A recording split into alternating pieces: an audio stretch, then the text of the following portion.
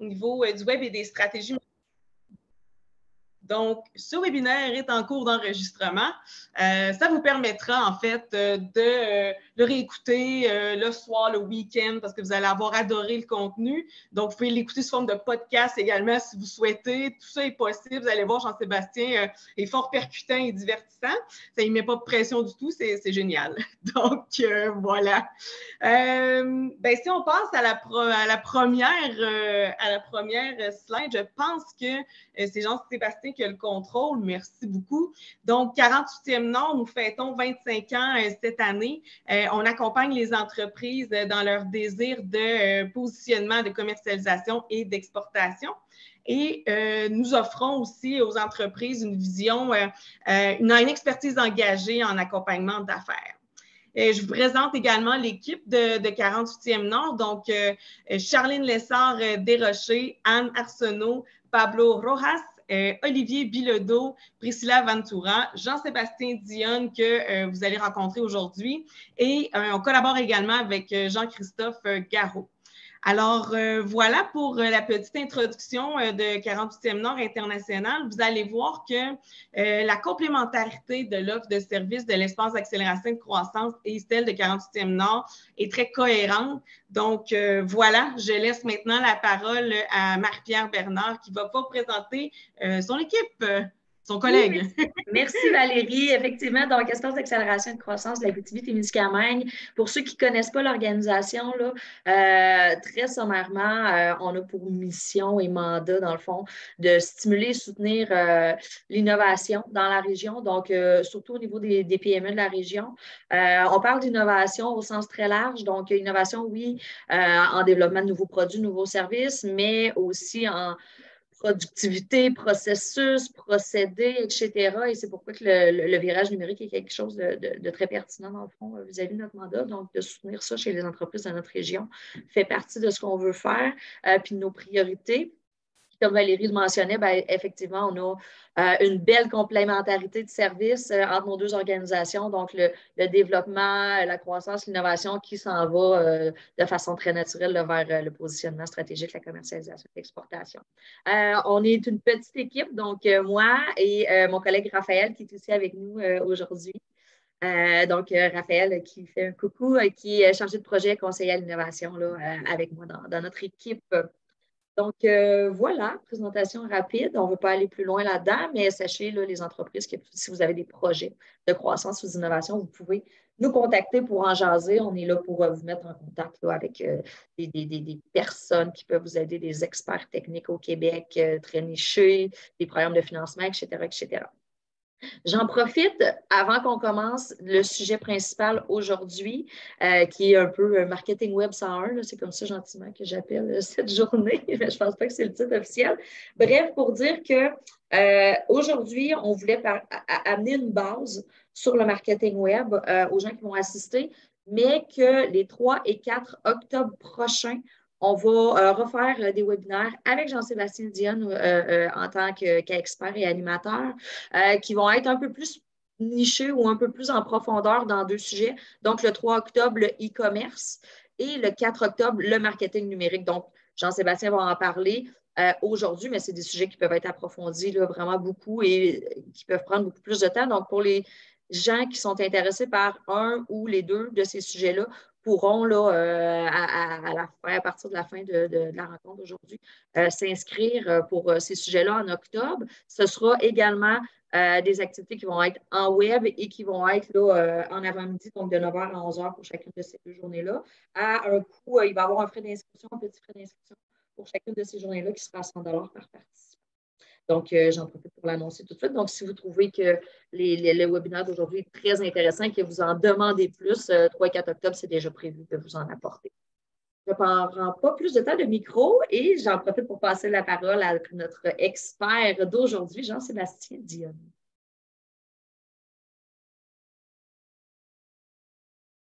Oh, Jean-Sébastien, moi, je ne t'entends pas.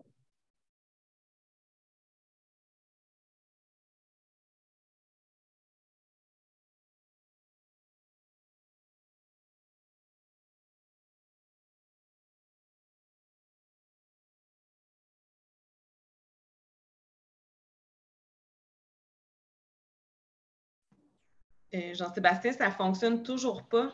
Je ne sais pas Non, du là, côté. je vais le changer. Là, non, là ça Super. fonctionne. Hein. Est-ce que vous m'entendez bien? Hein? Oui. Super. OK. Excusez, je ne sais pas pourquoi.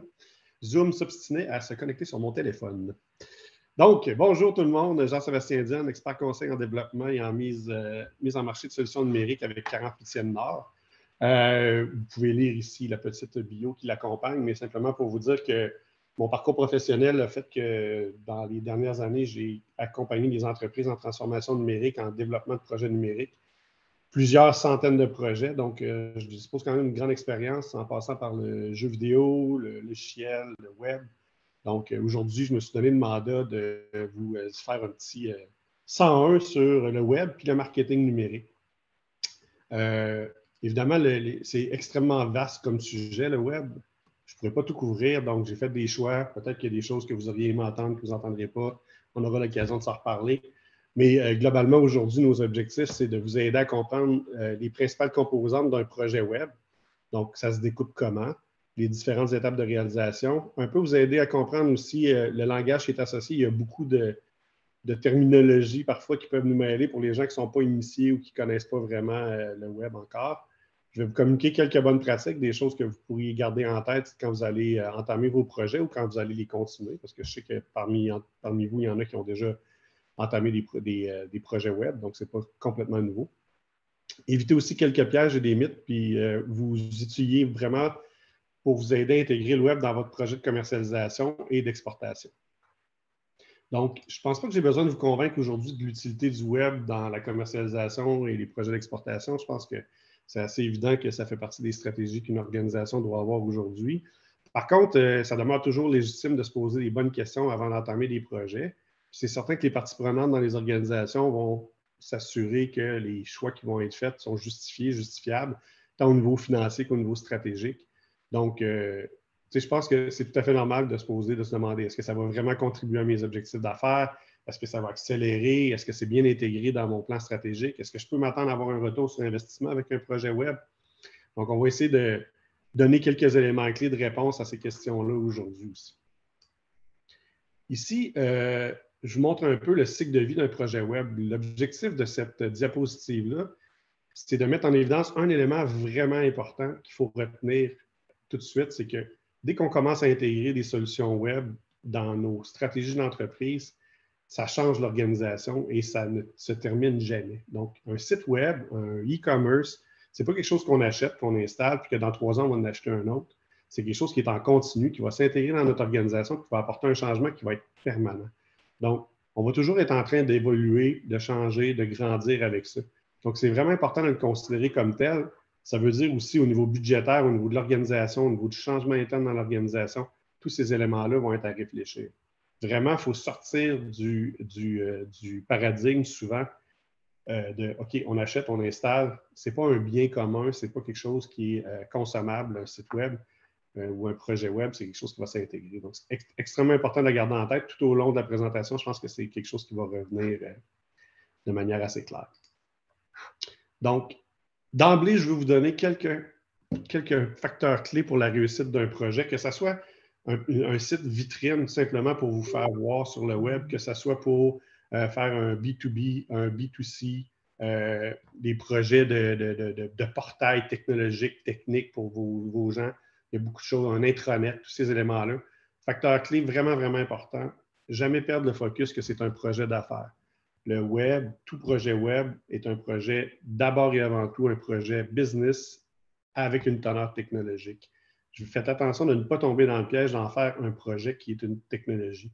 Souvent, les gens avaient le réflexe de dire « OK, on fait un site web, donc on va donner ça aux technos dans la compagnie pour qu'ils s'en occupent. » Donc, peut-être que c'est une bonne idée, mais il faut vraiment s'assurer que les personnes techniques qui pourraient prendre en charge le projet comprennent vraiment bien vos objectifs d'affaires et savent dans quelle direction vous vous en allez.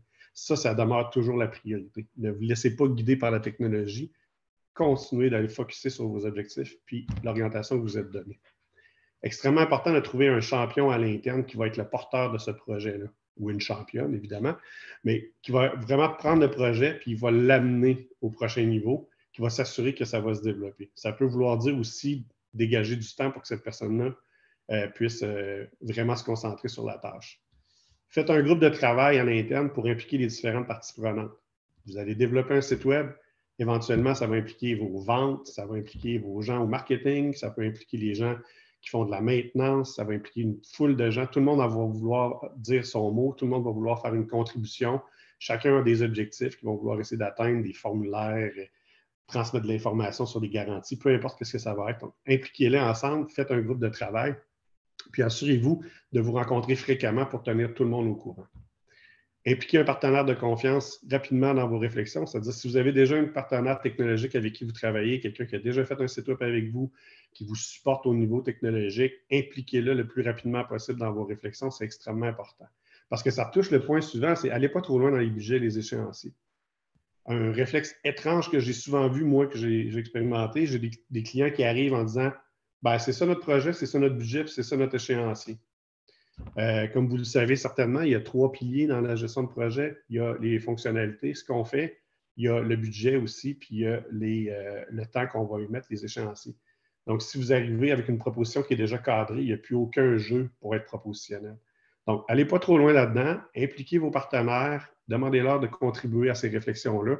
Ils vont vous donner une bonne idée. Puis très souvent, le partenaire technologique va vous amener des solutions que vous ignorez. Donc, c'est important de l'amener rapidement. Et surtout, voyez votre projet comme étant un actif. Ce n'est pas une dépense que vous allez faire sur votre web, c'est un actif que vous êtes en train de développer. Il y a une valorisation qui est associée à ça. Si vous revendez l'organisation, ça fait partie de la valorisation que vous pouvez lui donner.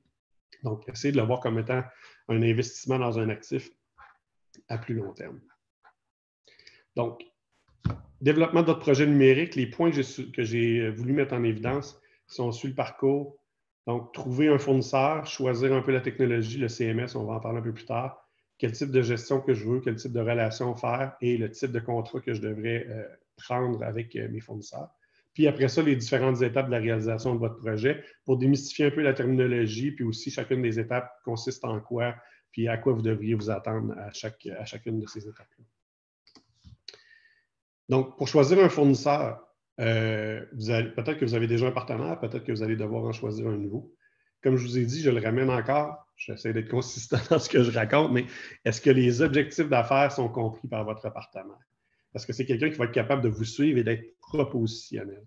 C'est vraiment ce qui est important. Moi, je pense que si vous rencontrez un partenaire technologique potentiel, les premières questions que vous devrez vous poser, c'est qu'est-ce que vous faites? Où vous voulez aller? C'est quoi vos objectifs? Et non pas combien de pages vous voulez dans votre site web? Est-ce que vous avez un serveur maison? Si la conversation est technologique d'emblée, moi, je trouve que c'est un drapeau rouge. Vraiment important que ça soit concentré sur les objectifs d'affaires. Donc, ça, c'est un aspect. Aussi, il faut savoir, comme je vous ai dit, le cycle est très long. C'est une relation qui va s'établir pour longtemps. Donc, assurez-vous que cette fournisseur-là va être aussi capable d'offrir des services en complément et de vous suivre dans l'évolution que vous allez faire.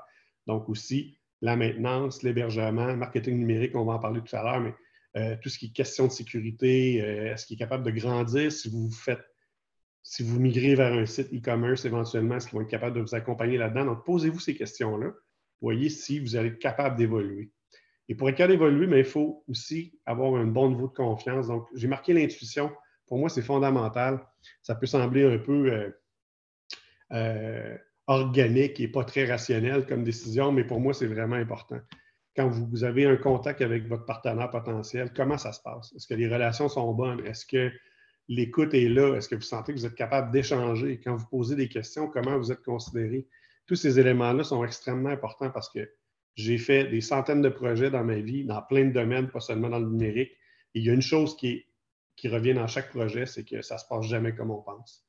Donc, éventuellement, il va y avoir du changement. Éventuellement, il va y avoir des émergences. Il faut être capable de discuter de ces éléments-là avec notre partenaire, d'avoir une vraie conversation, sans nécessairement toujours tomber dans « Ah, bien, le contrat mentionne tel élément », puis là, se replier sur du côté légal, etc. Surtout dans la petite, moyenne entreprise, ce n'est pas quelque chose qu'on veut. On ne veut pas tomber là-dedans. Donc, est-ce que ça fit? Est-ce que vous sentez qu'il y a une écoute? Puis là, je vous dirais, essayez d'aller un petit peu plus loin que les gens aux ventes. C'est sûr que les gens aux ventes ont de l'écoute, ils sont gentils. Ils sont formés pour faire ça. Donc, essayez de passer au prochain niveau. Les équipes avec qui vous allez travailler, rencontrer les gens avec qui potentiellement vous allez être en contact au quotidien. Validez aussi le niveau de maîtrise des technologies qu'ils vont vous proposer. Beaucoup de fournisseurs technologiques aiment découvrir, aiment essayer des nouvelles choses. Ils vont peut-être vous proposer des solutions qu'ils n'ont jamais faites. Assurez-vous de valider avec eux. Okay, ce que vous me proposez, est-ce que vous l'avez déjà réalisé? Est-ce que c'est quelque chose que vous êtes en mesure de reproduire? Parce que vous ne voulez pas payer pour les former non plus sur des nouvelles technologies. C'est possible qu'ils n'aient jamais fait ça. C'est possible que ça soit votre choix quand même. À ce moment-là, peut-être qu'au niveau de l'entente contractuelle que vous allez avoir, bien, vous allez pouvoir avoir des mécanismes financiers un peu différents parce qu'il y a une partie d'apprentissage qui va se faire là-dedans. Et essayez de voir aussi les projets réalisés. Un portfolio, c'est simple, vous avez le nom des clients, contactez les gens que vous connaissez dans votre réseau par LinkedIn, par exemple, ou autre. Vous pouvez appeler les gens qui vont vous être donnés en référence, mais bien évidemment, quand une entreprise donne des références, elle donne des bonnes références. Donc, essayez de gratter un petit peu plus pour avoir un portrait plus réel de la situation. Donc ça, choix du fournisseur. Après, ça vous appartient. Il y a plein d'autres critères que vous pouvez utiliser. Comme je vous ai dit, ce n'est pas exhaustif. Vous pouvez décider que vous voulez un partenaire régional, vous voulez quelqu'un qui est dans une technologie bien particulière parce que ça va marcher avec quelque chose que vous avez déjà à l'interne. Une foule de critères peut exister. Moi, j'en ai sorti qui sont un peu génériques, mais je pense qu'ils sont importants. Ensuite de ça, pour le web, ce qui est le cœur d'un site web, d'une solution numérique, c'est le CMS. Le CMS, là, on tombe dans un peu la terminologie et démystifier les termes. Un CMS, c'est un Content Management Software. Le Content Management Software, c'est ce qui va vous permettre de gérer le contenu de votre site, que ce soit dans du e-commerce ou pas. Donc, tout ce qui est le contenu écrit, par exemple, les heures d'ouverture, vos nouveaux produits ou services, des blogs, tous ces éléments-là, ça va passer par votre CMS. Votre CMS, c'est quelque chose que vous allez utiliser de manière assez intensive, pratiquement quotidiennement.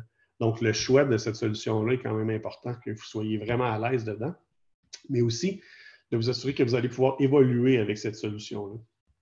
Ici, j'ai mis juste pour le plaisir un peu des statistiques pour montrer, on a tous entendu des WordPress, ces éléments-là, c'est des CMS qui sont extrêmement populaires. WordPress a 41% du marché du web global, mondial. C'est plusieurs millions de sites web. Donc, on en entend beaucoup parler. Parce que c'est la meilleure solution à avoir. Ce qui est important de comprendre dans les CMS, c'est qu'il y a plusieurs types il y a des grandes familles, en fait, à l'intérieur de ça. Il y a des solutions qu'on va qualifier qui sont open source.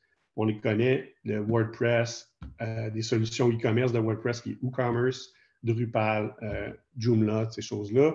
Il y a des solutions propriétaires. Magento Commerce, c'est une solution propriétaire, Shopify, Sitecore, et des solutions de maison qui sont faites par les développeurs eux-mêmes qui ont développé leur propre outil. Des solutions open source, on en entend beaucoup comme c'est gratuit, c'est accessible, c'est facile à avoir. Il y a des pour, il y a des contre. Je vais en parler un petit peu plus tard pour vous aider à vous guider peut-être dans votre choix. Les solutions propriétaires, souvent, vont venir avec des frais parce que c'est des solutions qui sont fermées. Le code n'est pas accessible aux développeurs. Donc, à chaque fois qu'on fait des demandes, bien, il faut passer par les propriétaires du code. Pour faire une comparaison, peut-être que les gens, qui est une référence souvent que les gens vont bien comprendre, le open source, c'est comme les PC, puis les solutions propriétaires, c'est un peu le Mac. Donc, on peut faire un assemblage open source avec plein de morceaux qui arrivent de partout, puis avoir un ordinateur qui va donner un PC ou acheter une boîte entière que tout est déjà packagé, tout est déjà dedans, qui va être une solution propriétaire. J'ai mis plusieurs éléments ici, vous pourrez les reconsulter un petit peu plus tard, mais je voulais attirer votre attention sur certains des éléments qui sont là. Donc, les avantages d'une solution open source versus une solution propriétaire, si on peut le dire, c'est que oui, effectivement, le coût d'entrée est vraiment minime. C'est facilement accessible. Vous pouvez vous faire un site sur WordPress bon, il ne sera pas super beau et super efficace, là, mais ça peut prendre 2-3 heures, puis vous allez être capable d'avoir un petit site blog sur le web. Je ne vous le conseille pas vraiment, mais bon, c'est faisable. Ça amène beaucoup de flexibilité parce que le code est ouvert. Donc, toute la technologie derrière, les développeurs sont habilités à aller faire des modifications dedans. Okay. Ça apporte une énorme flexibilité et c'est également peut-être son plus grand inconvénient. Donc, plus tard, vous allez voir, il y a beaucoup de fonctionnalités qui sont disponibles dans la communauté, je le mets là. C'est plus à risque au niveau de sécuritaire. Okay? Et votre fournisseur doit vraiment, vraiment bien connaître la solution. Je vous explique un peu la logique de la communauté, mais comme c'est une solution open source, par exemple, WordPress, prenons-le en exemple, mais c'est vrai dans plein d'autres solutions. Il y a des dizaines de milliers de développeurs partout sur la planète qui travaillent à l'intérieur de ce code-là et qui vont proposer des solutions qu'on va appeler des plugins, des add-ons, des solutions qu'on va mettre sur WordPress pour créer votre site web. Je vous donne un exemple. WordPress gère le contenu textuel. À la base, c'est un outil pour faire des blogs. Ensuite de ça, vous allez avoir des add-ons qui ont été développés par d'autres groupes qui vont permettre, par exemple, de mettre un formulaire sur votre site web, qui vont permettre, par exemple, de mettre une galerie de photos, des vidéos qui vont s'intégrer. Donc, plein de blocs de solutions comme ça qui peuvent s'intégrer ensemble, qui vont créer un site web. Ça fait que ça permet beaucoup d'outils différents. Ça permet une grande variété de solutions très efficaces. L'enjeu, par contre, c'est que chacune de ces solutions-là va évoluer dans le temps indépendamment des autres. Et c'est là que ça va créer un risque. C'est-à-dire que ce n'est pas créé dans un tout par la communauté. Chaque élément est développé de manière indépendante. Donc, parfois, quand on les met ensemble, ils ne communiquent pas très bien, ça peut créer des failles de sécurité. Ça va faire que le maintien à jour des solutions est extrêmement compliqué. Donc, ça vous prend ça peut se faire de manière très efficace et très sécuritaire, mais ça prend vraiment une entreprise qui connaît extrêmement bien les solutions open source. Donc, ce n'est pas une compagnie qui dit « Ah, ben, je vais décider de faire du WordPress parce que ça me tente. » Je vous le dis, c'est pas si simple que ça. Moi, j'ai eu des équipes qui développaient du WordPress, des sites WordPress. La mise à jour doit être mensuelle, absolument, faite par des professionnels qui connaissent ça. Nous, on avait en moyenne 300 attaques des cyberattaques sur des sites faits en WordPress. La logique est la suivante, c'est que si vous avez à développer un virus, vous allez développer un virus qui va attaquer 40% des sites web de la planète d'un coup, et non pas 1% de la planète. Donc, ça fait partie des... Fait que le coût d'entrée est peut-être moins, mais les coûts de maintenance et de continuité peuvent être assez importants. Pas nécessairement faramineux, mais bon, significatif, disons. Tandis qu'une solution propriétaire, tout est pensé par la même équipe, tout est réalisé par la même équipe. Les solutions sont développées par la même compagnie. Donc, oui, il y a un coût d'entrée pour avoir une solution qui est toute assemblée ensemble. L'évolution va se faire simultanément. Donc, les risques sont un peu moins élevés au niveau sécurité, au niveau compatibilité, etc. Donc, il y a des pour et il y a des contre. Je vous dirais quand même, probablement que 80% des sites web sont faits dans des solutions open source. Ça va super bien.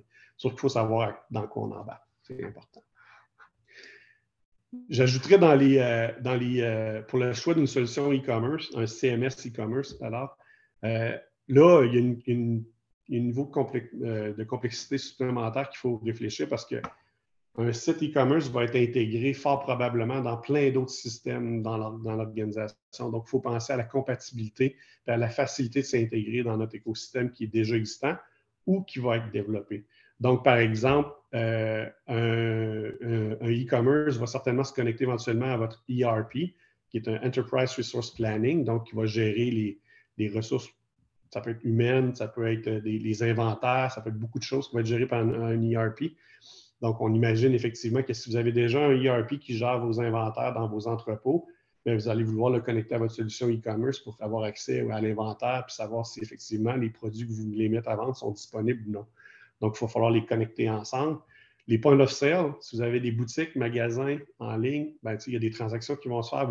Aussi, ça va avoir un effet sur les inventaires éventuellement. Donc, vous comprenez la logique de ça. Donc, c'est vraiment important de réfléchir.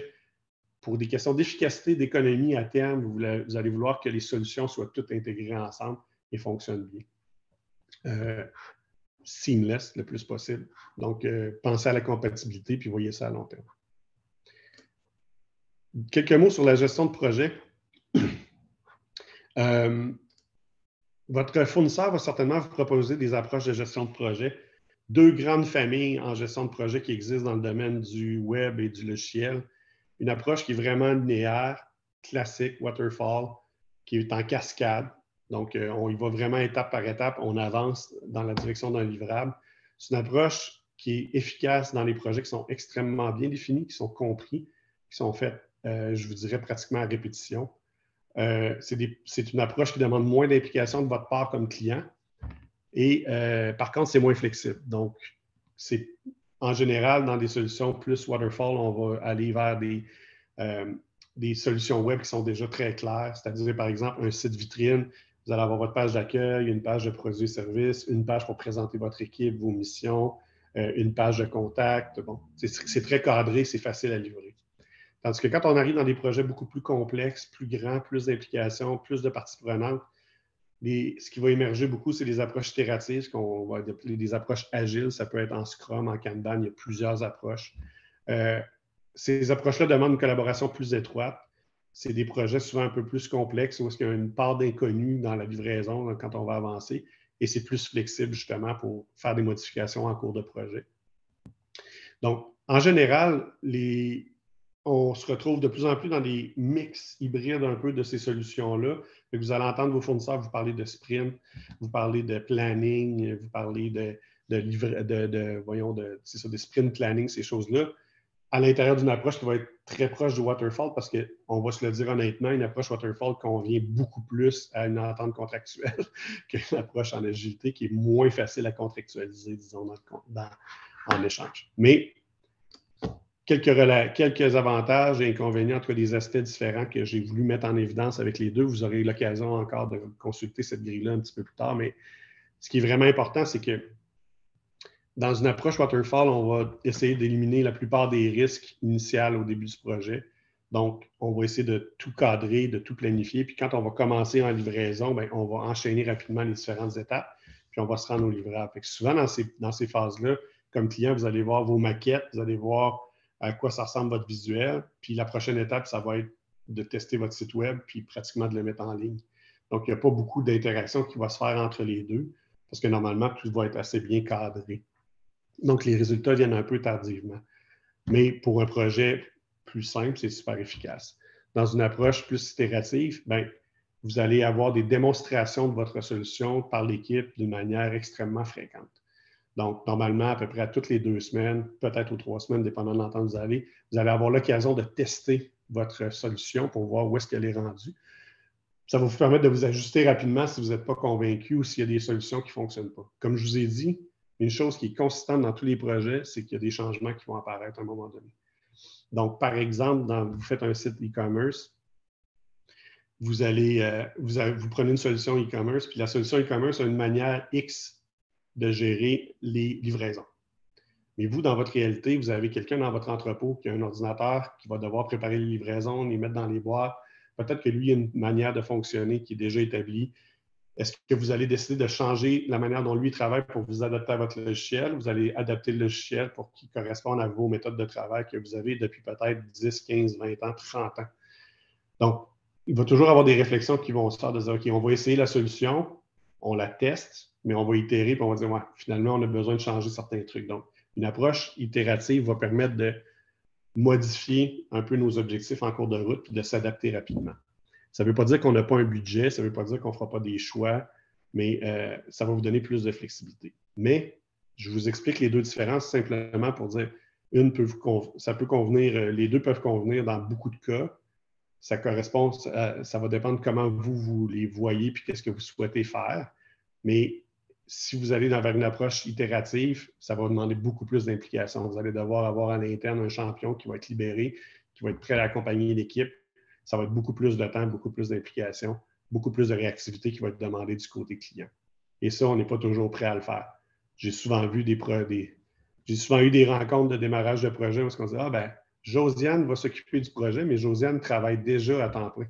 Donc, je ne sais pas quand elle va s'occuper du projet exactement parce qu'elle est déjà occupée. Donc, peut-être qu'il va falloir embaucher quelqu'un ou en tout cas répartir le temps différemment. Ça va être vraiment important. Donc, là, j'ai donné beaucoup d'informations, plein de réflexions. Comment choisir? Comment faire le choix au travers de ça, de dire, OK, des petits indicateurs, un petit tableau ici. Je pense que j'en ai parlé quand même pas mal. Je l'ai exprimé assez bien dans les précédentes diapositives, mais comment choisir le type d'entente et peut-être le type de forfait qu'on veut avoir avec notre partenaire. Donc, ça va dépendre de votre volonté de vous impliquer, si vous maîtrisez vraiment bien vos besoins d'affaires, votre tolérance au changement, aux variations au cours de projet et la solidité de votre partenaire et la confiance que vous avez.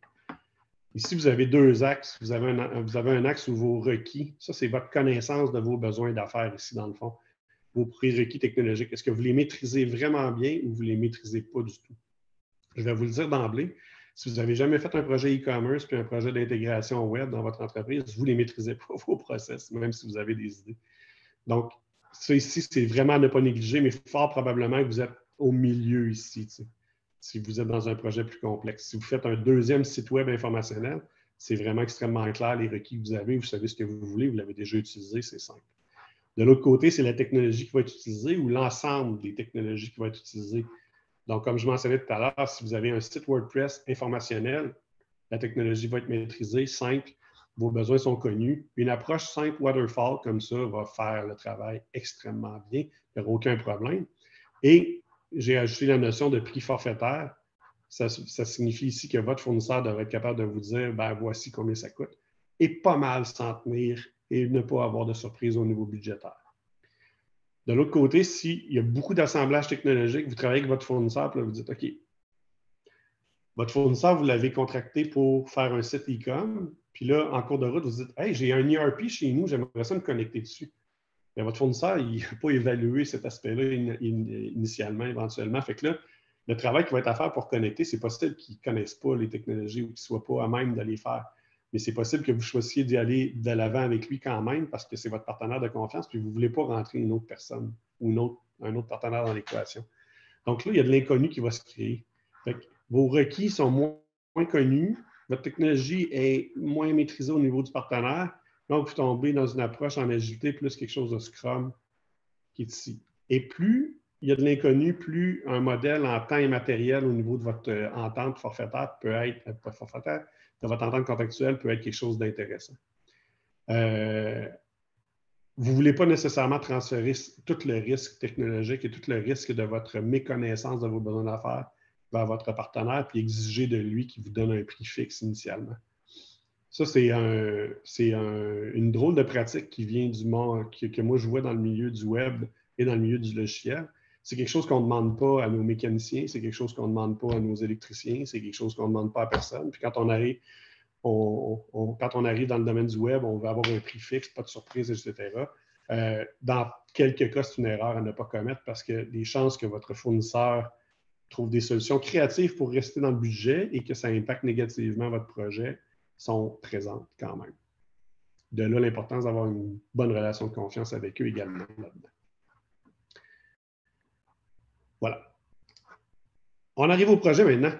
Donc, on a trouvé un partenaire, on sait comment on va travailler ensemble, on a identifié le type de contrat qu'on veut, l'approche qu'on va faire, c'est le temps de faire un projet.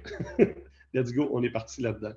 Donc, la première étape, ça va être vraiment de faire une analyse et de planifier le projet. Encore une fois, il y a plusieurs modèles qui vont exister. Votre partenaire peut vous proposer des choses différentes, mais globalement, grossièrement, ce que vous allez avoir dans un plan de projet, un cahier des charges, un contrat, ça peut être un backlog, ça va prendre plusieurs formes, plusieurs noms, mais les choses importantes, c'est d'avoir communiqué clairement vos attentes. Donc, initialement, il va y avoir une période où est-ce que vos besoins doivent être compris d'une manière très, très claire. Donc, prenez le temps qu'il faut pour l'expliquer, puis assurez-vous d'avoir un retour. Donc, c'est important pour un partenaire de vous exprimer sur papier sa compréhension de ce que vous lui avez dit. Okay? Donc, si vous exprimez vos besoins d'affaires et qu'il n'y a pas une rétroaction de leur part, Claire te dit, le client est venu nous voir, son besoin c'est ça, et c'est ce qu'on a compris, puis que vous êtes capable de le valider, bien, demandez-leur de le mettre par écrit, s'il vous plaît. Assurez-vous qu'ils ont bien compris ce que c'est. Parce que c'est pas ce qu'on a compris, c'est pas ce qu'on pensait, c'est « Ah ouais, mais c'était ça ». On essaie de l'éviter le plus possible. Important. Définir les principales fonctionnalités. Donc, pour répondre à votre besoin d'affaires, qu'est-ce qu'on va faire pour le client? Le client va être en mesure sur le site web de réaliser telle étape, de faire des transactions, de consulter son compte, de faire son historique, de voir, ses slips de paiement ou ces choses comme ça. L'usager va être en mesure de mettre à jour les fonctionnalités, de mettre à jour le contenu des blogs. Donc, définir par type d'usager, par tous les gens qui vont être autour, quelles sont les fonctionnalités qui vont être disponibles. Une note sur le design, évidemment, vous avez une marque, vous avez un brand, c'est important que ça soit respecté aussi. Donc, si vous avez un brand book, une agence de com qui travaille avec vous, qui va communiquer les informations pour que ça soit respecté, extrêmement important de la faire. Ça peut prendre la forme d'un mood board, ça peut être des maquettes, bon, peu importe, mais il est important de bien comprendre que votre image va être respectée, puis que si vous avez des critères, vous allez les donner. Faire un budget et un calendrier qui est préliminaire. Donc, ça va être amené à évoluer mais c'est important que quand vous allez faire une planification, de prendre en considération des éléments. Moi, ce que j'ai vécu souvent, bon, évidemment, le classique, on arrive en période estivale, les vacances. Fait qu'on prévoit des périodes d'approbation dans notre plan de match, mais il n'y a personne qui va être là parce que c'est des vacances, les congés. Donc, assurer que les parties intéressées vont être disponibles quand ça va être le moment de passer des jalons importants pour ne pas ralentir l'équipe de développement. Vous allez avoir également, moi j'ai déjà eu des CA, c'est-à-dire que pour telle étape, ça va prendre l'approbation du CA, mais le CA se réunit une fois par mois, peut-être pas l'été, donc ça veut dire qu'ils ne pourront pas approuver avant le mois d'août. Prenez en considération les humains au travers et leur réalité. Parce que quand vous avez une équipe de 3, 4, 5 développeurs chez un partenaire qui travaille, puis que là, ils livrent, eux, selon le plan prévu, puis que vous, de votre côté, vous dites, je ne peux pas vous donner l'approbation avant 2 semaines, vous allez avoir une discussion au niveau du contrat, là, certainement. Donc, définir les rôles et les responsabilités, c'est quoi les attentes que le partenaire a envers vous au niveau des approbations, du temps de réponse, etc. Donc, c'est-à-dire, si je vous soumets, le partenaire, par exemple, va dire, moi, je vous soumets des documents pour approbation. Vous avez, par exemple, 72 heures, ça va être établi avec vous, là. Vous pouvez le déterminer pour répondre. Si vous ne répondez pas, on va considérer que c'est accepté automatiquement parce qu'on veut continuer. Ces termes-là sont négociables, ce n'est pas nécessaire. Ils ne vont pas vous être imposés, mais c'est important qu'ils soient existants, présents et que vous les connaissiez. Identifier les risques et présenter les options de mitigation. On sait qu'il y a des éléments qui vont être plus compliqués. On en parle, on dit comment on va les régler. C'est quoi les stratégies qu'on met? Des fois, la stratégie, ça peut être on va le régler plus tard. C'est correct, ça se peut. C'est bizarre, mais ça se peut. Terminologie, dans l'analyse, on va passer aussi à l'arborescence et à l'architecture. L'arborescence, terminologie simplement, c'est vraiment la structure de votre site, comment les pages sont liées les unes avec les autres. Vous avez un exemple ici, votre page d'accueil présente un lien vers l'intranet, etc.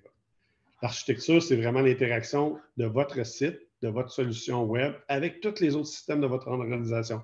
ERP, système de paiement, système d'inventaire, Product Information Manager, ces éléments-là, tout représenter votre écosystème au complet. Ça, c'est important. Fait qu'on peut voir les interactions puis planifier le travail qui va être à faire là-dedans. Donc, arborescence, architecture, vous allez entendre ça. Souvent, on va vous dire, vous allez rencontrer l'architecte. L'architecte, c'est ça, il ne fait pas des maisons, il fait de l'architecture de systèmes comme ça.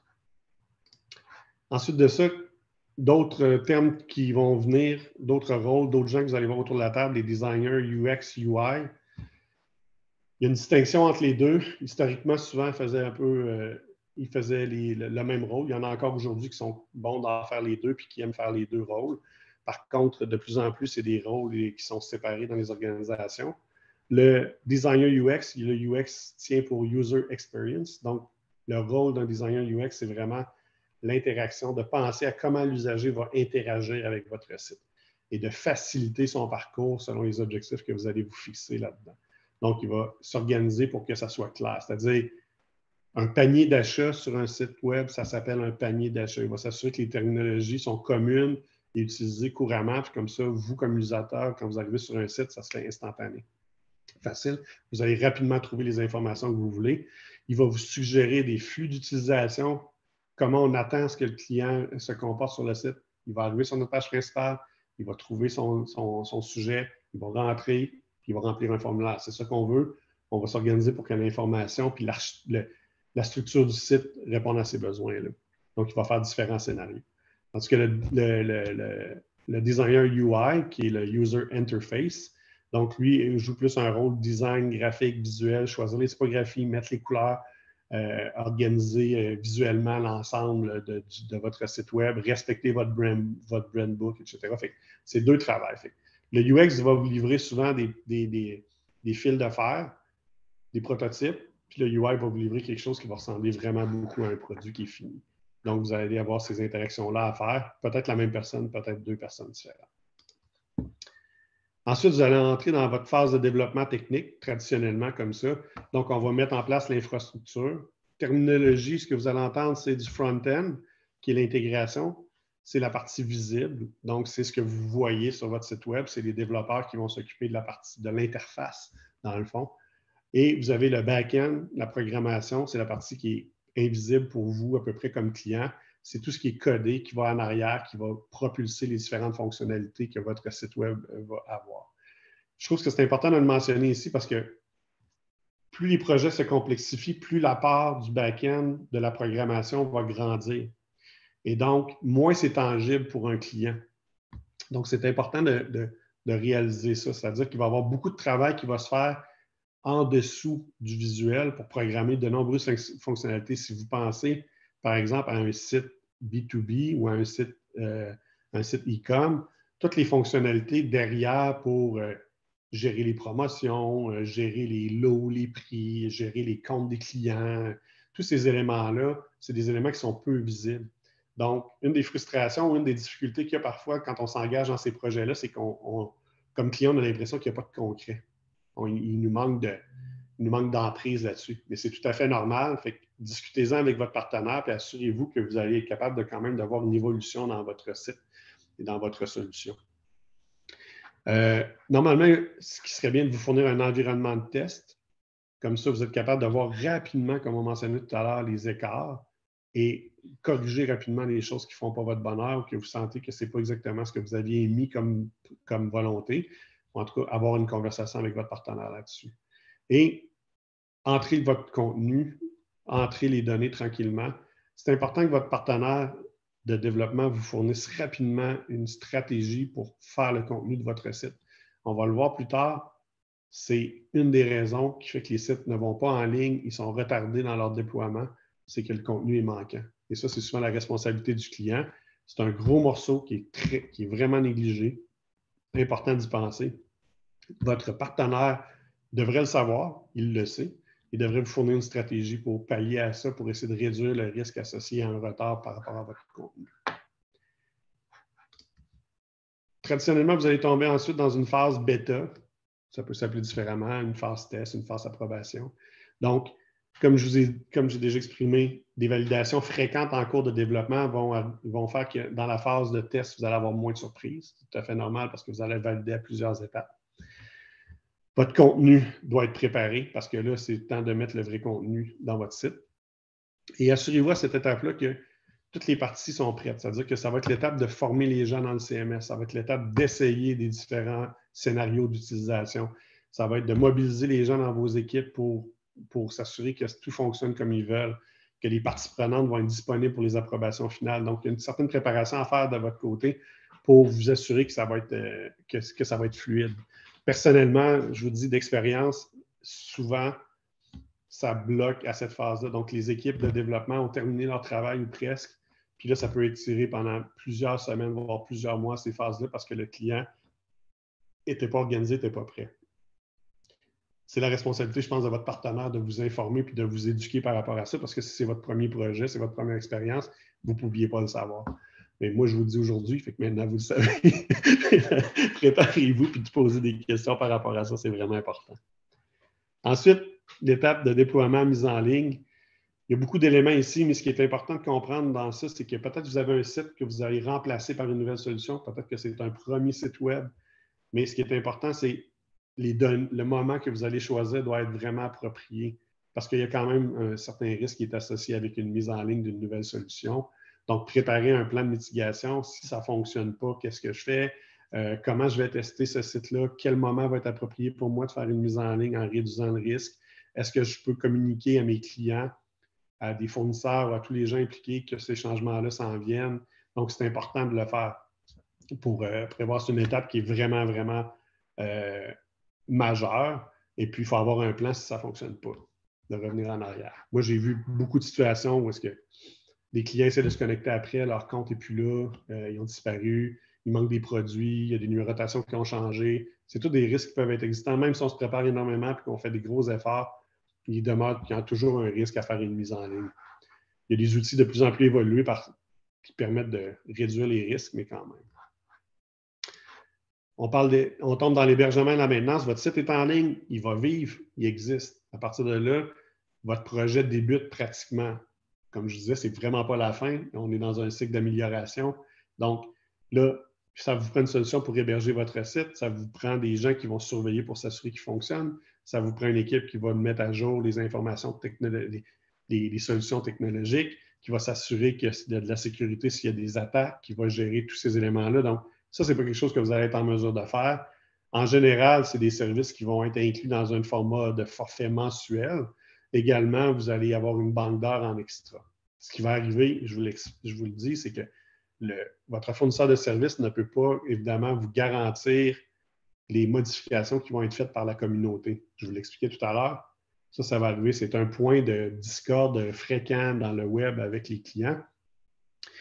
C'est que vous avez fait un site avec eux, vous allez arriver à le site est livré, mis en ligne, vous avez utilisé une solution WordPress et WordPress décide de faire une mise à jour. Ce n'est pas prévu ou on ne l'avait pas vu venir, ça va changer. Votre fournisseur n'a pas, il n'était pas au courant non plus. Donc, faire la mise à jour de ça, ça va être un coût supplémentaire, c'est certain. À moins que vous ayez un fournisseur vraiment gentil qui décide de l'assumer parce que ce n'est pas super important. Mais en général, vous allez avoir des coûts supplémentaires qui vont être associés à des mises à jour. C'est tout à fait normal que ça se passe comme ça.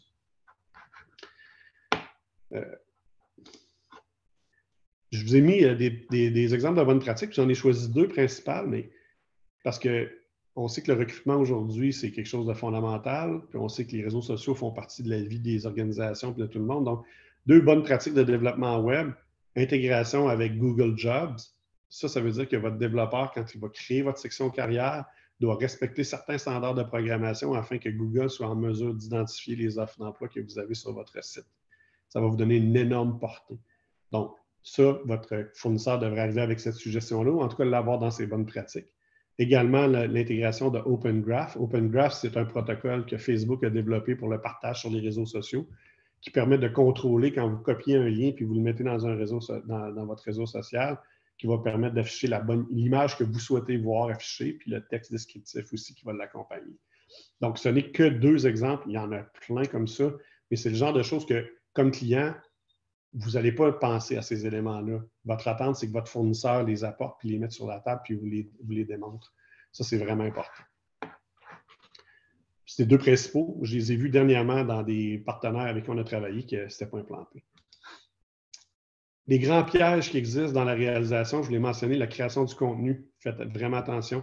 C'est un gros point sensible. Beaucoup de gens vont vouloir s'impliquer. Marketing va vouloir valider le contenu. Le département X technologique va vouloir mettre ses choses. Les ventes vont avoir des exigences différentes. Fait que là, tout le monde va vouloir se réunir, réfléchir. Qu'est-ce qu'on écrit? Qu'est-ce qu'on dit? Comment on se présente? Ça va être un enjeu éventuellement assez important. Puis en plus de ça, on va le voir avec le marketing tout à l'heure, mais la manière dont le contenu va être créé doit être réfléchi en fonction du marketing et des stratégies que vous allez faire. On y arrive dans quelques instants.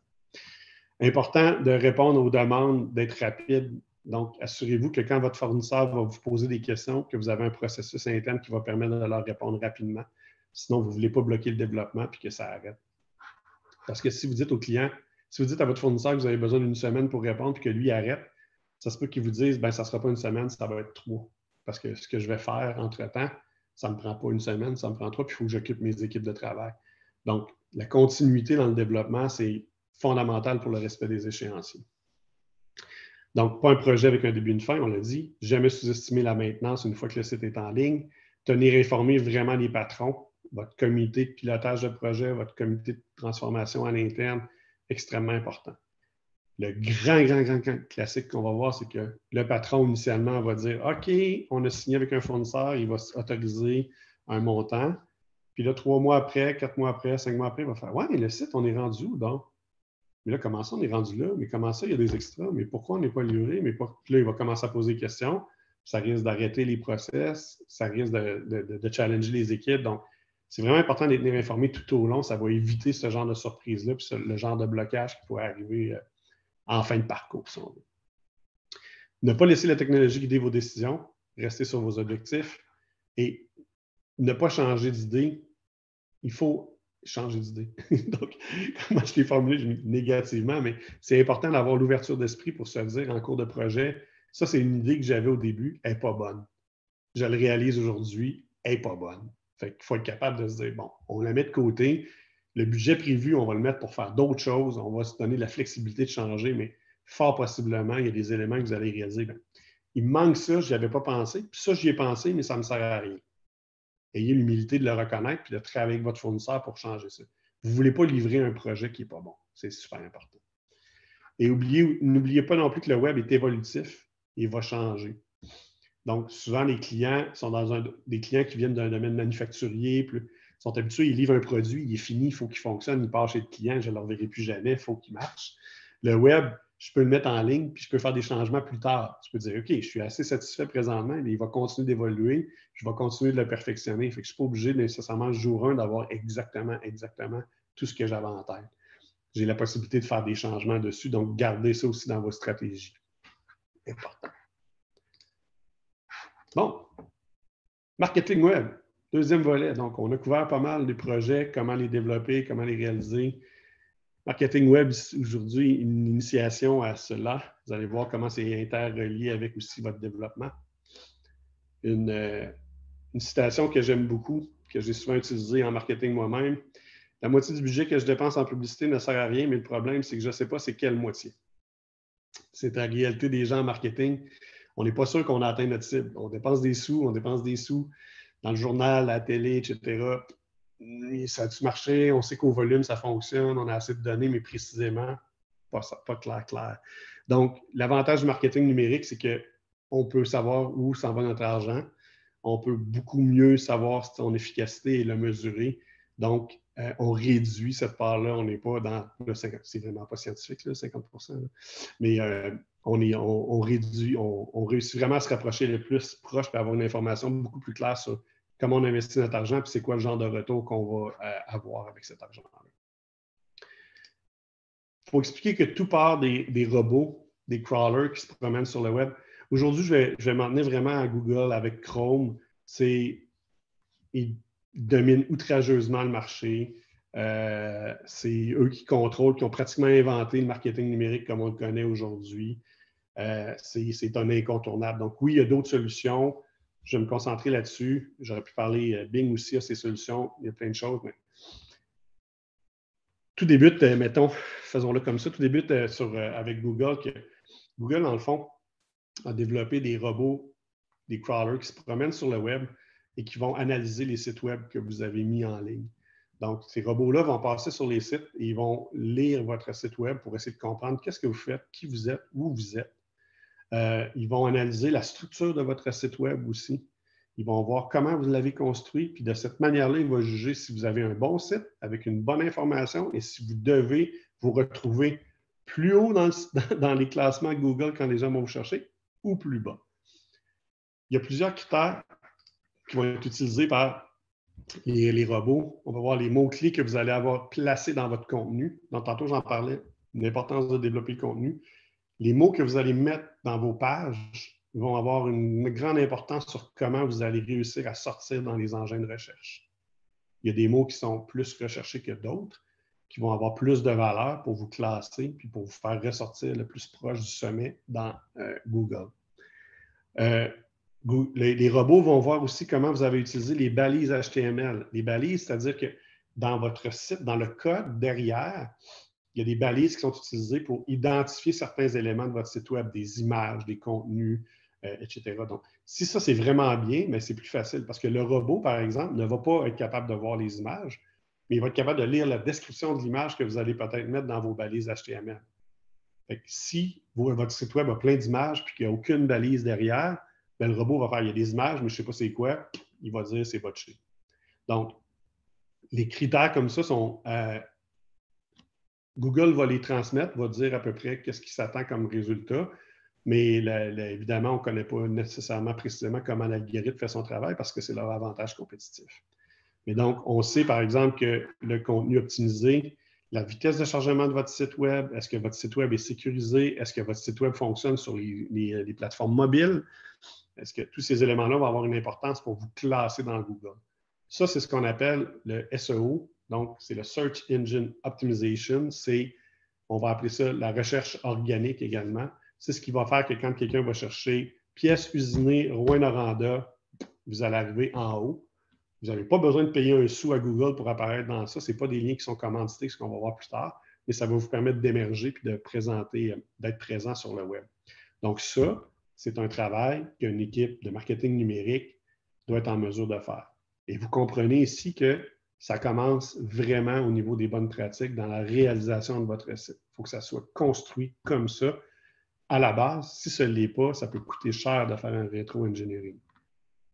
99% des fournisseurs vont faire ce travail-là d'emblée. Je veux dire, ce n'est pas un gros questionnement, sauf que l'habilité et le professionnalisme et les compétences de l'équipe marketing de votre fournisseur peuvent faire la différence entre être sur la deuxième page et être sur la première page, juste au niveau de l'organisation du contenu. Donc, ce n'est pas anormal d'avoir un contrat avec un fournisseur mensuel qui va mettre 1 heure, 2 heures par mois pour aller réviser votre site puis voir comment il se comporte, est-ce qu'il a baissé, est-ce qu'il a monté, est-ce qu'on est capable de changer quelque chose, puis d'adapter votre site avec les nouvelles pratiques qui peuvent sortir aussi. Ça, c'est le SEO. Après ça, on tombe dans le SEM, le Search Engine Marketing. Donc, le Search Engine Marketing, c'est 2 composantes. C'est d'abord le SEO, il faut que ça soit bien fait, sinon ça ne fonctionne pas. Et ensuite de ça, on tombe avec ce qu'on va connaître de pay-per-click. OK? Vous voyez ici les liens qui sont commandités qui apparaissent là. Donc, ça, c'est des liens pour lesquels vous payez éventuellement, parce que vous allez payer si quelqu'un clique dessus seulement pour être présent dans Google. Donc, comment ça fonctionne globalement, c'est que c'est des enchères. C'est des mots-clés que vous achetez. Vous mettez un certain montant, dire moi, je suis prêt quand, mettons, quelqu'un met agence marketing dans le coin de Rouyn-Noranda, moi, je suis prêt à payer 2 $ s'il clique sur mon lien. Fait que Google, il va prendre tout le monde qui bête sur les mots-clés différents, mettons, agence de marketing web. Si vous dites, ben moi, je suis prêt à mettre 2 $, vous allez être par-dessus celui qui est prêt à mettre 1,50 $. Puis si vous dites que je suis prêt à mettre 25 sous, ben vous allez être plus bas. Donc, évidemment, Google va favoriser ceux qui mettent le plus d'argent potentiellement sur les clics qu'ils vont recevoir pour les classer. Donc, ça fait qu'il y a des mots-clés qui coûtent très, très, très, très cher, dépendant où vous êtes. Mais dans le domaine, par exemple, de l'assurance vie puis du voyage, c'est des termes qui sont extrêmement recherchés sur le web. C'est des mots-clés qui coûtent extrêmement cher si vous voulez apparaître en haut. Sinon, vous apparaîtrez éventuellement jamais. Donc, vous pouvez acheter une multitude de mots-clés pour vous faire ressortir, puis vous pouvez aussi vous mettre dans une région. Donc, ça, c'est ce qui est vraiment intéressant dans ça, c'est que, on paye seulement quand quelqu'un clique sur notre lien. Donc, on peut s'essayer de dire, pendant 2 mois, je mets ça, moi, c'est 50 sous que j'offre pour le clic. Si ça ne marche pas, bien, on va pouvoir augmenter un peu puis voir si on va avoir des meilleurs résultats. Et vous avez aussi des ciblages qui peuvent se faire, dire, ben moi, je veux payer juste dans ma région ou je veux payer là. Fait que dans une stratégie commerciale de croissance, que ce soit à l'exportation ou locale, c'est prioritaire, c'est super important. Vous êtes capable de cibler par code postal, vous êtes capable de cibler par zip code. Ça va être extrêmement précis le niveau que vous êtes capable d'atteindre. Vous êtes capable de choisir une cible. Des femmes de 18 à 34 ans qui aiment la mode, par exemple, ça va être assez ciblé. Donc, c'est là que mon 50% que j'ai investi, que je ne sais pas s'il est vraiment bon, dans ce cas-ci, on sait qu'il est pas mal bon parce qu'on va vraiment tomber sur des cibles qui sont très, très proches de ce qu'on veut. Je vous montre un peu à quoi ça ressemble un dashboard de Google Ads. Encore une fois, il y a d'autres solutions qui sont existantes, mais vous voyez ici les terminologies. Encore, on va regarder ensemble pour se familiariser parce que vos fournisseurs vont certainement vous parler de ça. Comme vous voyez ici, les search terms qui sont utilisés ici, ça, c'est les mots que vous avez définis ou que votre équipe a définis et vous voulez apparaître dans Google quand ces mots-là sont utilisés. Donc, par exemple, NASA Poster, SpaceX Posters, Space Posters. Donc, vous voyez toutes les variantes. Ici, ce que l'entreprise souhaite, c'est d'avoir un match qui est exact. C'est-à-dire, on veut que ces mots-là exactement soient sortis. Là, on ne voit pas ici qui est ciblé, quelle région, puis combien d'argent vous avez mis. Ce n'est pas notre objectif. Là. Ici, on voit les résultats dans le fond. Fait que vous voyez, par exemple, vous avez toutes ces informations-là qui sont disponibles grâce à l'outil. Il y en a d'autres. Je veux dire, il y a plein de rapports qui peuvent se générer. Encore une fois, on ne peut pas toucher à tous les éléments, mais pour vous donner quand même un indice ici, vous voyez le nombre d'impressions. Ici, dans la colonne, ça, c'est le nombre de fois que vous êtes apparu dans l'engin de recherche. À côté, vous avez le nombre de clics. Ça, c'est le nombre de fois où les gens ont pesé sur votre lien, effectivement. Et donc, vous avez le CTR, qui est le click-through rate, qui est le nombre, dans le fond, le pourcentage de fois où votre lien apparaît, qui est cliqué. Donc, évidemment, ce que vous souhaitez, c'est avoir le click-through rate le plus élevé possible. Donc, ici, vous avez eu, votre lien est apparu 1065 fois, il a été cliqué 138 fois, c'est 12,96 % de clics. Ça vous a coûté pour avoir ça 64 €, là c'est en euros l'exemple, 64,39 € ce qui fait que chaque clic vous a coûté 48 centimes d'euros. Donc, l'average coût par clic, ça a été 48 centimes et vous êtes capable de mesurer ensuite la conversion. Ici, malheureusement, il n'y a eu aucune conversion et la valeur de votre conversion est à 0 parce qu'il n'y en a pas eu. Mais pour vous donner un exemple, ici, l'autre exemple plus bas, ça vous a coûté 24 € faire la campagne. Vous avez eu 59 clics. Il y a eu une conversion, puis cette personne-là a acheté pour 21,76 €. Vous voyez que cet investissement-là, pour l'instant, il vous a rapporté 21, donc il n'est pas très bon parce que vous êtes en dessous du coût de votre investissement. Mais vous pouvez imaginer après ça que vous êtes capable de travailler avec toutes ces variables-là pour décider, bien, ce mot-clé-là me rapporte jamais rien, je l'élimine. Ce mot-clé-là me rapporte quand même des bons revenus, donc je vais augmenter l'argent que je mets dessus pour aller chercher encore plus de clics par ce mot-clé-là. Donc, c'est très puissant, il faut savoir l'utiliser. Mais pour vous, je ne pense pas que comme client, vous allez chercher ça, mais vous allez avoir besoin de comprendre la terminologie. Ça va être quelque chose d'avantageux pour vous dans vos conversations avec votre fournisseur. Ensuite, il ne faut pas oublier, il y a plusieurs autres stratégies qui vont exister, outre le SEO, le SEM directement avec les engins de recherche. Vous pouvez acheter aussi au niveau des enchères. Il y a plein de firmes spécialisées qui offrent des enchères pour placer de la publicité sur le web à des coûts parfois qui sont ridicules.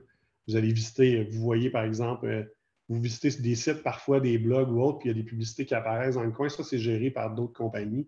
Vous pouvez souvent avoir accès aussi à ces fenêtres publicitaires-là sur plein de sites. Il y a des compagnies qui rassemblent ça, pas seulement évidemment Google. Donc, vous avez les publicités display, ce qu'on va appeler display. Il y a aussi le remarketing. Vous l'avez déjà expérimenté tout le monde. Si vous voulez vous acheter quelque chose, vous cherchez, vous magasinez une nouvelle voiture dans Google, puis là, vous allez avoir des publicités de voitures partout pour les prochaines semaines dans toutes vos plateformes. Donc, ça, évidemment, c'est quelque chose qui va être utilisé aussi dans vos stratégies parce que vous allez être capable de, par exemple, recibler quelqu'un qui a visité votre site web. Donc, quelqu'un va aller sur votre site web, il va être identifié avec une pixel. Je ne veux pas rentrer dans le détail technique, mais ensuite de ça, il peut tomber dans Facebook et il va voir votre site, vos publicités.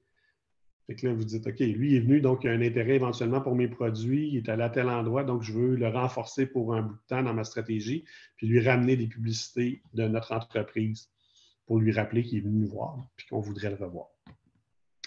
Les publicités sur les réseaux sociaux, donc Facebook, Twitter, etc., ont des consoles de publicité très similaires à Google qui vous permettent aussi de cibler très clairement certains types de clientèle. Publicité vidéo, on les a vues, vous avez ça dans YouTube, là, toutes les petites vidéos qui tournent au début. Là. Ça aussi, c'est accessible un peu de la même manière. Évidemment, passer après 5 secondes, ça coûte moins cher qu'obliger d'écouter les 15 ou 30 secondes complètes de votre vidéo. Donc, il y a plusieurs modèles qui peuvent exister. D'autres outils encore à ne pas négliger qui sont populaires. Les infolettes, ça fonctionne encore très bien. Les blogs experts, les réseaux sociaux avec des influenceurs, vous payez des gens pour avoir du contenu, pour fournir du contenu sur votre site web éventuellement. Donc, c'est des stratégies qui peuvent être combinées avec des stratégies marketing aussi. Et on l'a vu tout à l'heure, on va passer vite, j'en conviens, mais on l'a vu tout à l'heure que plus votre site a d'interaction avec d'autres sites web, mieux il va se classer dans Google également. Donc, il y a un intérêt justement à faire une partie blog sur votre site, à le partager sur les réseaux sociaux. Si c'est les gens sur les réseaux sociaux continuent de republier votre lien, ça va vous aider au niveau du classement dans Google. Un mot sur l'analyse, les métriques, c'est parce que c'est fondamental dans l'évolution de votre site web et aussi de vos campagnes marketing. Vraiment important. On parle de Google encore, il y a d'autres solutions de métriques, mais je vais vous présenter celle de Google Analytics. Google Analytics est une solution qui s'installe sur votre site web et qui va vous permettre de suivre le trafic sur votre site. Donc, vous allez voir quelles pages sont visitées, de où viennent les visiteurs, combien de temps sont restés sur votre site web, qu'est-ce qu'ils sont allés voir précisément. Donc, vous pouvez de cette manière-là faire une analyse puis vous assurer que votre site est bien construit parce que vous allez avoir des données qui vont vous dire pourquoi les gens, quand ils arrivent dans ma page de produits, ils restent juste 10 secondes puis ils s'en vont alors qu'il y a beaucoup de contenu. Est-ce que ma page est mal conçue? Est-ce que je peux l'améliorer pour que les gens restent? Est-ce que ça manque de dynamisme? Est-ce que ça veut dire que les gens n'ont pas trouvé l'information qu'ils cherchaient? Donc, un bon fournisseur, quand je disais initialement qu'il va être propositionnel, c'est qu'il devrait, lui, aller valider ces informations-là, puis vous faire ce type de rapport-là, si vous ne le faites pas à l'interne, pour vous dire, écoute, on a vu ton site, on se rend compte que les visiteurs ne vont pas à telle section, peut-être qu'on pourrait essayer des solutions au niveau graphisme pour améliorer, peut-être qu'on peut changer la structure de ton arborescence, peut-être. C'est ça d'être propositionnel, puis de vous aider à augmenter votre taux de visite, à augmenter le nombre de visiteurs, puis à augmenter la conversion que vous voulez avoir. Donc, des informations que les métriques vont vous sortir, je les ai notées ici. Les sessions, c'est le nombre de fois que votre site a été consulté. Les utilisateurs uniques, parce que moi, je peux aller 4 fois sur le même, mais je reste une seule personne. Donc, on peut identifier que c'est une seule personne qui est venue. Le nombre de pages qui a été vues, la durée moyenne des sessions, le taux de rebond, c'est les gens qui sont arrivés sur votre site et qui sont repartis tout de suite. Donc, ça, c'est peut-être parce que ça a été mal ciblé ou qu'il y a un problème sur votre page d'accueil. Les taux de conversion, de où vient votre trafic, les mots-clés qui ont été utilisés pour vous trouver. Donc là, vous allez voir, Google va dire, les gens vous ont trouvé grâce à tel mot-clé. Bien, peut-être que ça peut être un lien avec un investissement pour une enchère de mots-clés pour votre stratégie de marketing numérique. Donc, il y a des liens à faire comme ça. Cette intelligence-là, on espère que votre équipe numérique va vous la faire. Un exemple que je veux montrer au niveau des funnels de conversion pour les ventes. Donc, pour l'exportation, ici, je le marque, mais Google est capable de vous dire, voici les gens qui sont arrivés, de où les gens sont arrivés sur mon site. Est-ce qu'ils sont arrivés par des campagnes que j'ai faites? Est-ce qu'ils sont arrivés de manière organique par Google, tout simplement? Qu'est-ce qu'ils ont fait une fois qu'ils sont arrivés sur mon site? Donc, je peux faire tout le cycle de mon achat, par exemple, en e-com, puis dire, OK, ils sont arrivés sur mon site, ils ont consulté mes produits, ils ont mis mes produits dans le panier, ils ont continué de consulter, ils ont rajouté encore, ils ont créé leur compte. On peut tout découper chacune des étapes qui va faire que le client va faire le parcours au complet, puis voir où est-ce qu'on a perdu des clients à chaque étape pour améliorer notre processus de conversion. Dans le cas du e-com, on sait que notre processus, nos métriques, ça va être combien j'ai vendu, est-ce que, bon, que j'ai passé au travers du panier d'achat. Mais dans certaines autres industries, ce que vous allez vouloir, c'est des formulaires de contact. Moi, j'ai eu beaucoup de clients dans l'industrie immobilière, dans l'immobilier. Eux, ce qu'ils voulaient, c'est que les gens arrivent sur leur site et demandent une visite des immeubles. C'est ça leur taux de conversion. Puis on voyait est-ce qu'ils remplissaient le formulaire au complet ou pas. Fait que ça peut vous apprendre que les gens, par exemple, ils arrivent, ils consultent, ils passent 10 minutes, ils lisent toutes les informations, ils arrivent à votre formulaire et ils ne le remplissent pas. Vous dites, ben voyons, pourquoi ils ne remplissent pas mon formulaire? Est-ce qu'il est trop long? Est-ce qu'il n'est pas assez facile à répondre? C'est toutes des questions qui vont vous permettre de vous améliorer, puis peut-être de faire des interventions dans votre site, vous dire, OK, on va simplifier le formulaire, ou même on va essayer des différents pour voir comment ça peut fonctionner. Je vois que le temps avance, et que je vais essayer j'aimerais en parler plus longtemps, mais bon, au moins on a titillé un peu. Les aspects légaux, ne pas négliger les aspects légaux, extrêmement importants. Okay. Au Québec, la loi 25, vous en avez entendu parler, qui vient d'arriver sur la protection des données, la gestion des données. Donc, c'est toujours les mêmes sujets, dans le fond, qui sont couverts par ces lois-là, mais comprendre qu'à l'international, vous êtes sujet aussi aux lois, aux lois où vous allez faire affaire, aux lois des pays où vous allez faire affaire. C'est important. Au niveau de la collection des informations, des données, l'Europe est très sévère là-dessus. Il y a des éléments aussi à ne pas négliger aux États-Unis, le Patriot Act, qui est là depuis septembre 2001, fait que le gouvernement américain peut accéder à des données qui sont sur les serveurs.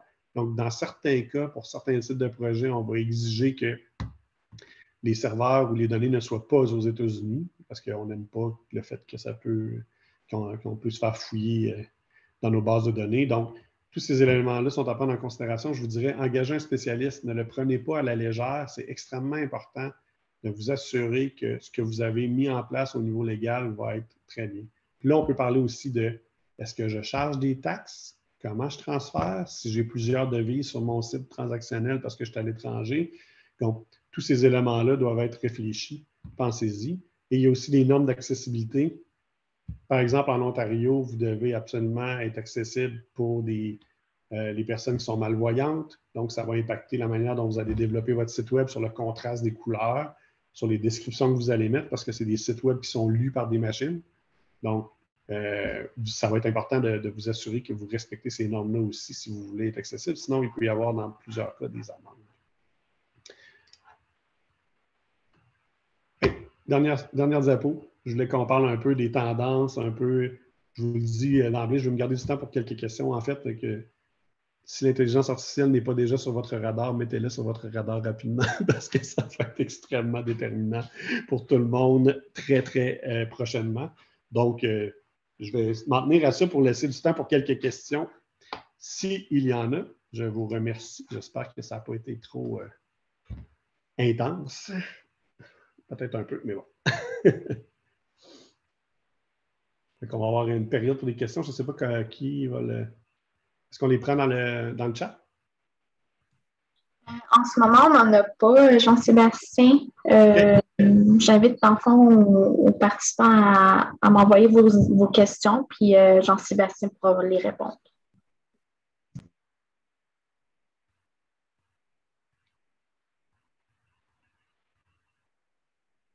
Toujours pas de questions. Bon signe ou mauvais signe? Steve Wallet dit pas de questions. Merci beaucoup. Ça fait extrêmement plaisir. N'hésitez pas.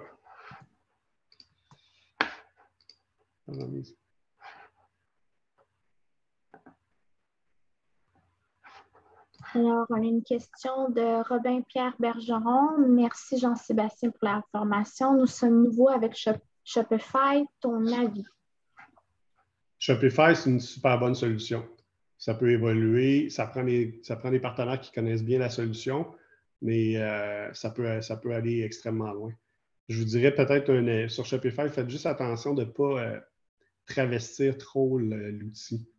J'ai vu des sites faits à partir de Shopify qui n'étaient pas nécessairement transactionnels, puis c'est la force de Shopify, c'est ça, mais c'est une excellente solution Shopify. Merci Jean-Sébastien. Alors maintenant, on a une question de Mathieu Lavigne. Ça pourrait être pertinent de soumettre quelques idées d'utilisation AI, entre autres ChatGPT. Oui. Je vais prendre la question plus au sens plus large de tout ce qui est intelligence artificielle générative. Ce que vous allez voir émerger, peut-être propulsé avec un ChatGPT ou autre, mais de plus en plus, tout ce qui va être chatbot, conseil en ligne va être fait par l'intelligence artificielle. Ça, c'est absolument certain. Donc, si vous avez des solutions techniques ou vous allez être capable d'accompagner les gens, nécessairement, la suite dans le web va être du web sémantique, donc des questions. Les gens vont pouvoir arriver sur votre site web et avoir une conversation. La recherche d'informations va vraiment changer. Fort probablement que rapidement, vous allez arriver sur un site web et il va vous demander « Hey, vous cherchez quoi? C'est quoi votre besoin? Qu'est-ce que vous voulez? » Puis il va vous orienter exactement, puis il va avoir une conversation avec. Ça, c'est sûr que c'est ce qui s'en vient avec l'intelligence artificielle directement sur le web. On le voit déjà avec les chatbots, mais on va être complètement à un autre niveau. Ça va arriver évidemment aussi au niveau du soutien technique. C'est quelque chose qui est fort possible de faire également. Ça arrive à grande vitesse. Merci Jean-Sébastien. J'ai une question de Isabelle Brochu, donc je vais lui donner la parole maintenant. Merci. Oui. Oui, bonjour Jean-Sébastien. Bonjour. Est-ce que l'ensemble de cette présentation-ci s'applique aussi aux entreprises d'économie sociale? Est-ce que pour ce type d'entreprise-là, au BNL ou coop à valeur marchande, il y a des particularités à observer? D'emblée, je dirais pas nécessairement, non, pas vraiment. Si votre BNL a une mission marchande, comme vous dites, là, qu'il y a quand même un objectif, vous allez, c'est les mêmes règles pas mal au niveau pour atteindre votre clientèle ou atteindre votre auditoire. Je ne sais pas si c'est un milieu que tu connais au niveau des entreprises d'économie sociale, mais pour faire court, au niveau du chantier de l'économie, on nous mentionne de plus en plus d'aller vers la commercialisation des entreprises, la commercialisation des produits et des services. De notre œil, régionalement, en Abitibi-Témiscamingue, on a l'impression que les entreprises partent de vraiment loin, là. Est-ce que c'est aussi au niveau, est-ce que c'est une même perception dans le domaine des entreprises privées? Parce qu'on se disait au niveau de l'équipe, on a des croûtes à manger pour amener nos entreprises vers de la commercialisation à ce niveau-là, mettons, là. Oui, c'est encore le cas pour l'entreprise privée aussi. Ce n'est pas simplement dans le domaine de l'économie sociale, vraiment pas. Le niveau, quand on consulte les études, puis on voit les niveaux de maturité, puis les niveaux de transformation, surtout dans les petites et moyennes entreprises, là, il y a pratiquement 70% des organisations qui ne sont pas encore où est-ce qu'elles devraient être. Puis il y en a même qui n'ont même pas encore commencé d'y penser. Fait que il reste encore beaucoup, beaucoup de chemin, tant pour l'entreprise privée que dans le domaine de l'économie sociale, les coopératives, etc. Puis c'est parce que ça va vite aussi. Donc, l'écart s'agrandit d'année en année là, par rapport aux possibilités, aux options, puis à où est-ce que les organisations sont. Mais non, je pense que c'est généralisé. Merci beaucoup, Jean-Sébastien. Ça fait plaisir. Merci beaucoup. Donc, on a une question de Christian Landré. Admissibilité au PCAN au niveau des subventions. Oui, il y a des fournisseurs qui vont vous le proposer, effectivement. Dans plusieurs cas, ça va l'être. Oui. Parce que le PCAN, c'est un programme d'innovation puis de transformation numérique. Puis votre fournisseur peut être accrédité pour faire l'exercice. Et donc, vous allez être admissible au financement par le biais de votre fournisseur. C'est fort possible. Merci, Jean-Sébastien. Et on a une dernière question de Nicolas Joly. Donc, quels sont les trucs pour maximiser l'auditoire pour les recherches sur Facebook? Est-ce que c'est possible d'acheter des auditoires précis pour cibler nos publicités? Sur Facebook, absolument. Vous pouvez y aller. L'engin même de Facebook le fait. Donc, vous pouvez aller voir dans les publicités Facebook vous-même. Là, vous allez voir tous les critères de recherche que vous pouvez utiliser. Le ciblage est vraiment, vraiment précis. Et vous allez être impressionné par les capacités que ça va vous offrir.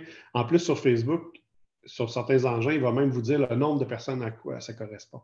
Donc, vous pouvez dire, je veux dans tel coin, telle zone géographique, tel type de profil. Puis à chaque fois que vous allez ajouter un critère, il va vous marquer le nombre de personnes que ça concerne. C'est quand même vraiment précis. Fait que vous allez voir peut-être que vous êtes trop précis. Là, vous dites, OK, là, je suis rendu, j'ai 12 personnes, c'est peut-être pas très intéressant. Vous allez raffiner vos critères, mais ça vous permet de vous ajuster. C'est extrêmement bien fait. Puis il y a beaucoup de solutions comme ça dans plein de réseaux sociaux. Puis ça vaut la peine d'y aller. C'est des outils que vous pouvez accéder gratuitement. Fait que, allez jeter un coup d'œil. Merci, Jean-Sébastien. Marie-Pierre, il y a une question pour toi de Christian Landré. Donc, je voulais juste te faire signe qu'il aimerait te parler. Donc, vous pourriez le faire à la fin de la présentation. Donc, pour l'instant, c'est un peu ça, là, les questions, Jean-Sébastien. Oui. On a encore un peu de temps pour d'autres questions. S'il y a quelqu'un qui aimerait... Oui, on a Isabelle Brochu. Donc, Oui. je vais vous donner la parole. Ça ne sera pas bien long.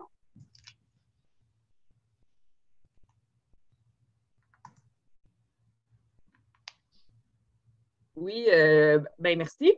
Je reviens encore avec mes entreprises d'économie sociale. Je travaille pour le pôle d'économie sociale en Abitibi-Témiscamingue. Et j'aurais pu l'écrire dans le chat, là, mais je pose la question à Marie-Pierre par la bande aussi. Est-ce que ce webinaire-là, parce que nous, on a été curieuses ce matin, on est venu voir là, si ça pouvait s'appliquer comme tel à l'économie sociale. Est-ce qu'il y aurait une ouverture de la part de 48e et les 4 que dans notre prochain plan d'action, on puisse vraiment cibler cette même présentation-là, ou à peu près, mais pour les entreprises d'économie sociale de l'Abitibi-Témiscamingue? Il y en a près de 300 ou 320 entreprises. Donc, on cherche différents moyens là, de pouvoir amener nos entreprises vers une commercialisation. Mais comme je disais, on sait qu'ils partent de loin, puis en quelque part, il faut qu'ils comprennent la base. On a vraiment compris ce matin que ce que tu nous as présenté, c'est vraiment la base de la base. Il faut comprendre ça, il faut le maîtriser avant d'aller aux étapes plus loin, puis avant d'ouvrir une conversation avec un fournisseur qui, lui, va nous parler de son arborescence, de son architecture, puis de son langage que personne ne comprend. Là. Ouais. Comment on peut procéder, Marie-Pierre? Ce serait de faire une demande plus ou moins non officielle, mais... Oui, ben écoute, tout à fait, Isabelle, là, Valérie est plus avec nous, elle avait une autre rencontre, mais tu peux facilement là, soit m'envoyer un mail ou me contacter par téléphone, puis on verra là, ensemble comment on peut s'orchestrer. Mais clairement, on va être très ouvert à partager ce contenu-là, plus à vos clients, vous autres, donc aux organisations économiques sociales de la région. Puis je pense qu'avec 48e Nord aussi, là, il va falloir, on peut s'asseoir, puis je suis certaine que Valérie va être très ouverte aussi à regarder la possibilité, mais le contenu est déjà là, puis comme tu dis, le message est pertinent. Ouais, puis je suis Oui, le convaincu. message est pertinent. Je m'excuse, je t'ai coupé. Vas-y. Non, mais j'allais dire, je suis convaincu qu'en faisant des recherches, moi, ce n'est pas mon environnement naturel, mais je suis convaincu qu'on peut trouver des particularités pour les entreprises d'économie sociale puis amener des points plus ciblés, là, effectivement. Là. D'emblée, avec mon expérience, je t'offre une réponse qui est un peu générale, mais je suis convaincu qu'il y a des spécificités là, qui pourraient être porteuses puis aider là, vraiment. Là. Je te dirais que ce qui me frappe un peu dans l'heure qu'on vient de passer ensemble, c'est la facilité de le verbaliser. Quand on parle à des gens on a souvent, on parlait tantôt de transformation numérique. Quand on parle de transformation numérique à des directions, eux autres, ils vont nous dire ah oui, j'ai pas de site web. OK, attends un peu, c'est bien plus que ça, la transformation numérique. Là. Ouais. Ah oui, ah oui. C'est tout ce côté-là de le verbaliser qui devient la base de la base pour la maîtrise après exécution. Là. Fait que, Je te remercie encore une fois. Merci Marie-Pierre pour le partage ce matin.